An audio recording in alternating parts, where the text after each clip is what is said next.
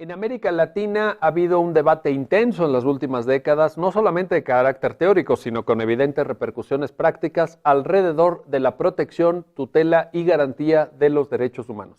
El día de hoy vamos a conversar con un destacado jurista mexicano, un jurista que ha tenido a lo largo de su trayectoria, a lo largo de su carrera, un marcado compromiso con la defensa de los derechos humanos, con la defensa de la democracia, con la defensa del constitucionalismo democrático, que es el doctor Jesús Orozco Enríquez, quien además es miembro de la Comisión Interamericana de Derechos Humanos, que forma parte del sistema de protección regional de estos derechos en nuestra América Latina.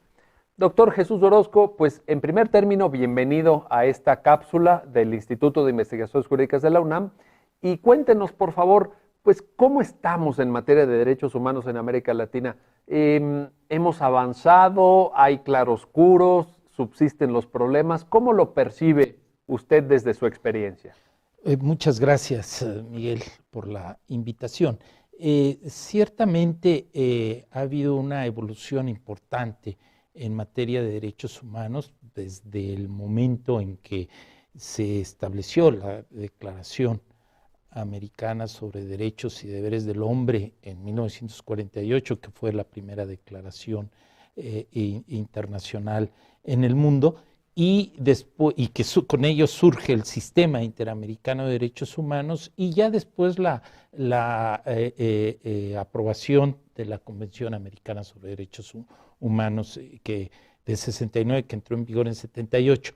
Pero refiriéndome al momento de la creación de la Comisión Interamericana de Derechos Humanos, que es en 1960, entonces es el primer organismo interregional sobre la materia, y ha habido oportunidad por parte de la Comisión Interamericana de hacer un monitoreo sobre la situación de los derechos humanos en la región. De hecho, es una de sus principales responsabilidades desde su origen, y a través de sus diversos mecanismos de protección recibe información constante de la Comisión y la busca.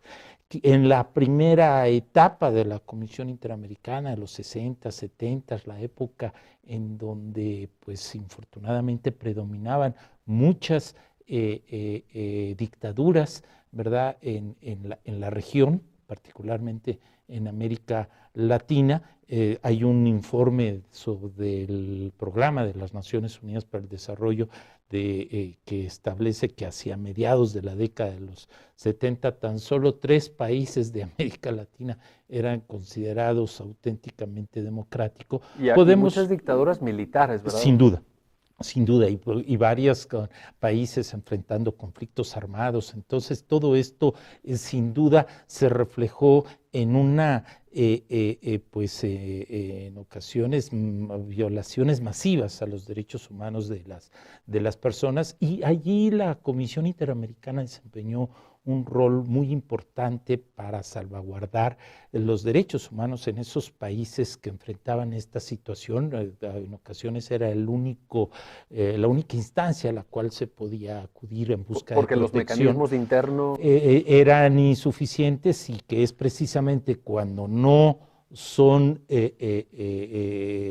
protegen en el ámbito nacional los órganos encargados de garantizar la vigencia de los derechos humanos, es cuando los organismos internacionales, particularmente la Comisión Interamericana, actúa. Entonces, mientras que en esa época eran violaciones masivas y con casos de tortura, desapariciones, ejecuciones extrajudiciales muy lamentables, podemos considerar que, por fortuna, a partir de la tercera ola democrática, que se ubica desde finales de los 70 y los 80, que ya para los 90 hubo un momento en que ya particularmente los países de la parte continental, los 17 países más República Dominicana, eran considerados ya como emanados de movimientos democráticos, esto es, de elecciones razonablemente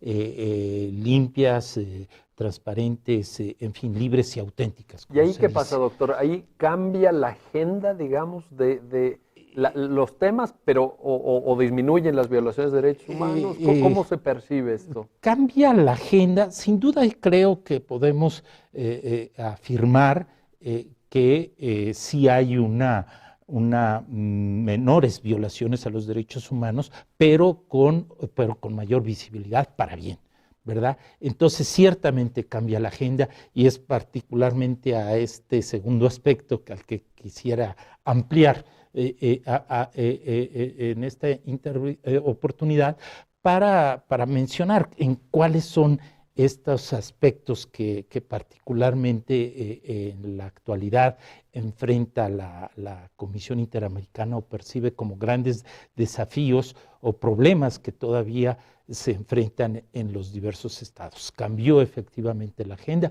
La Comisión Interamericana estimo que desempeñó también una función muy importante en estos procesos de transición, incluso poniendo énfasis en la importancia de que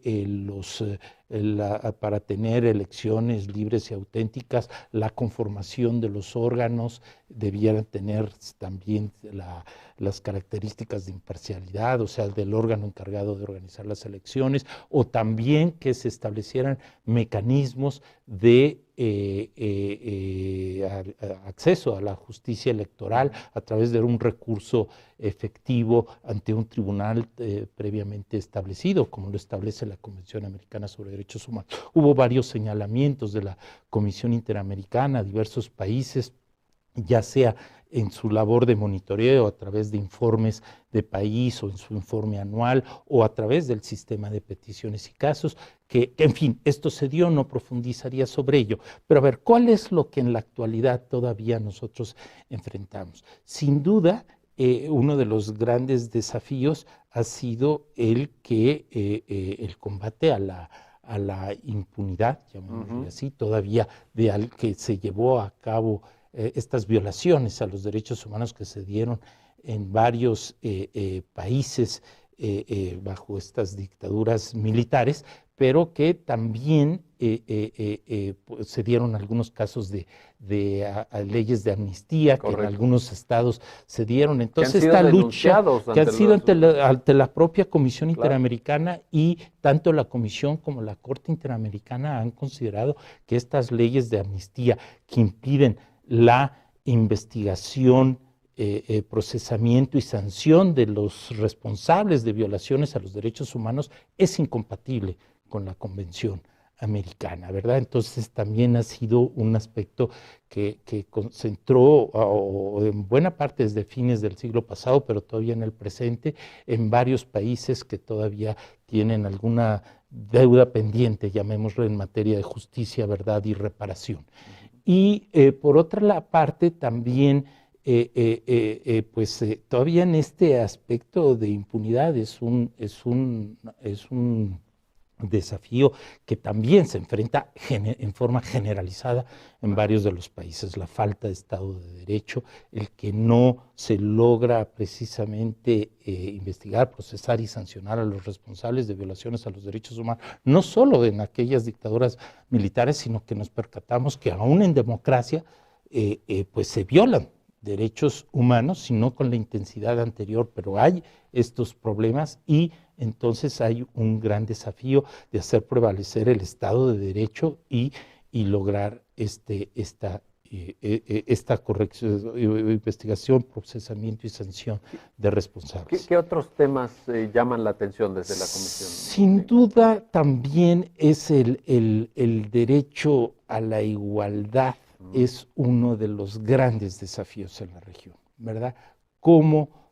Y la discriminación que conlleva la inobservancia del que además América Latina en ese tema pues tiene un déficit por ser sociedades muy desiguales, porque las condiciones de acceso a servicios públicos, a cualquier tipo de prestaciones, pues está muy segmentado, ¿no? Así es, eso es, yo creo, el mayor también problema y desafío que se tiene en la región, lograr hacer una efectiva protección del derecho a la igualdad.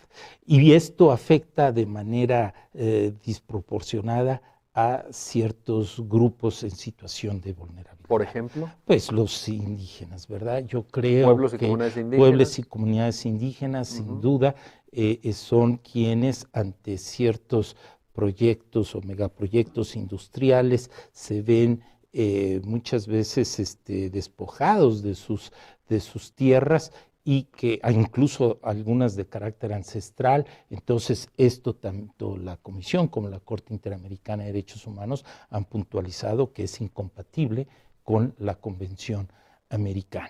En materia de no discriminación, ¿tenemos casos también importantes de mujeres? Bueno, sin duda, ¿verdad?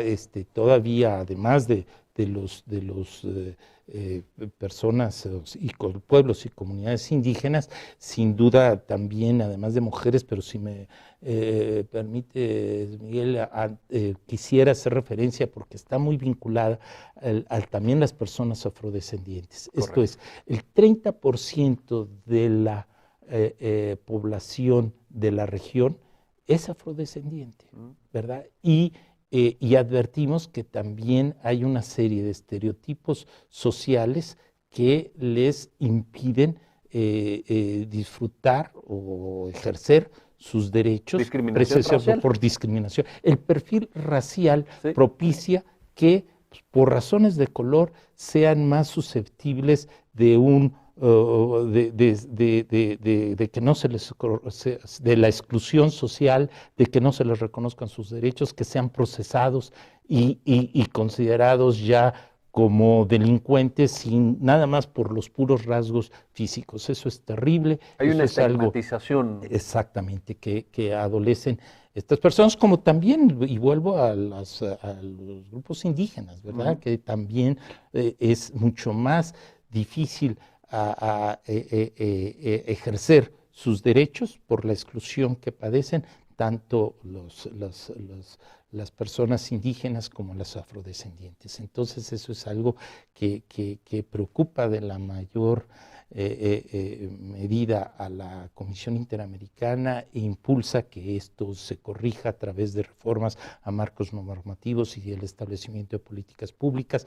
En el caso incluso de pueblos indígenas, el derecho a la consulta previa que se ha impulsado, pero antes de que se acepte que se establezca o se desarrolle algún megaproyecto industrial, se le debe consultar de acuerdo con estándares internacionales de derechos humanos a estas comunidades e incluso en algunos casos deben otorgar su consentimiento previo. Pero ahora volviendo también a otro grupo de personas que era quienes tú mencionabas, que son las mujeres, que constituyen más de la mitad de la población de las Américas y sin embargo siguen enfrentando serios problemas de violencia, de marginación política. Si nosotros vemos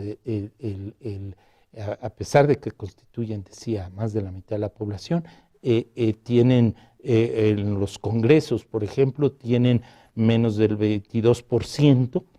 Están muy poco representadas. Muy mal representadas. Y esta falta de representación se traduce en que no se desarrollen ni los marcos normativos que las salvaguarden y se establezca una perspectiva de género desde los marcos normativos y las políticas públicas. Entonces, de ahí que sea también fundamental corregir esto. Y que se han dado pasos, pero todavía son insuficientes, ¿verdad? Si uno ve países como el nuestro, Perú, en donde las presidencias municipales o alcaldes o alcaldesas son menos del 3%. Cuando la mujer, o sea, eso es inconcebible, ¿verdad?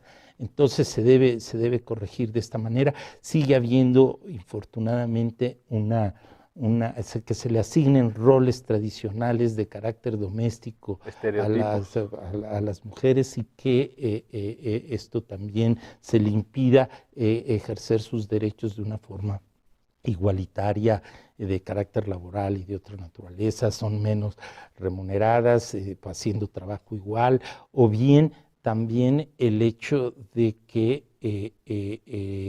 por la violencia doméstica, que también padecen y que por estos roles, estos estereotipos, incluso dentro de los operadores de justicia, no se generen los protocolos indispensables para salvaguardar sus derechos y que ante denuncias de por violencia doméstica auténticamente se busque y se les proteja y se les brinde las garantías indispensables para poder vivir libres de toda violencia. Más bien se alienta la impunidad. Y que sigue siendo ese mal. Con ese aliento a la impunidad, pues no hay mayor aliciente, valga la expresión, claro, que cuando sabe que no van a tener consecuencias negativas las violaciones a los derechos humanos que alguien realiza, pues se alienta que su comisión.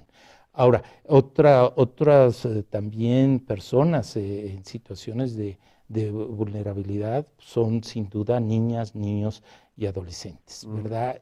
También la Comisión Interamericana ha impulsado el que también reformas al sistema de justicia juvenil para que éste se adecue a estándares internacionales de derechos humanos. Estamos conversando con el doctor Jesús Orozco Enríquez sobre los retos, los desafíos que tenemos en América Latina en materia de derechos humanos. Vamos a hacer una pausa y regresamos para la segunda parte de esta conversación.